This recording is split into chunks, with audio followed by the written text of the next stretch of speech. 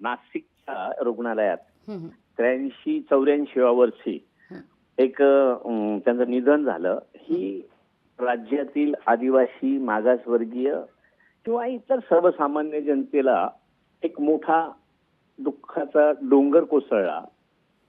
समाजातलं एक खंबीर नेतृत्व त्यांच्या रूपानं आम्ही त्या ठिकाणी सगळा समाज बघत होतो.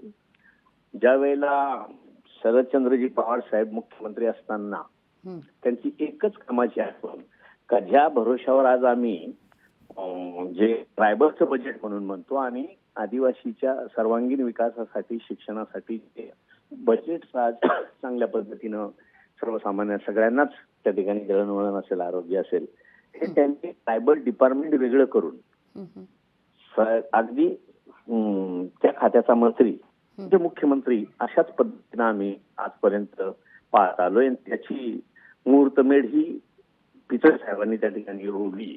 अशा एक समाजसेवक म्हणू, नेता म्हणू, काय उपमा देता येतील त्या सुद्धा कमी पडतील अशा नेत्याच्या जाण्यानं माझं सर्व कुटुंब शोकाकुल आहेच. त्याबरोबर माझा समाज सुद्धा अतिशय एकाची पडल्याचं त्या ठिकाणी अनेकांचा संदेश त्या माध्यमातून येतोय. परमेश्वर त्यांना चांगल्या ठिकाणी जागा देईलच. तरी आम्ही समाजाच्या वतीनं, राज्यातील जनतेच्या वतीनं परमेश्वराला प्रार्थना करतो आणि वैभव बुवा किंवा त्यांचं जे कुटुंब आहे त्यांच्यावर पडलेलं दुःख हे हलकं करण्यासाठी परमेश्वर त्यांना ताकद देऊ ही प्रार्थना करतो. निश्चित निश्चित. धन्यवाद जिरवाळशी आमच्याशी संवाद साधला त्याबद्दल. लोकशाही मराठी ऐका, पहा, जागरूक रहा.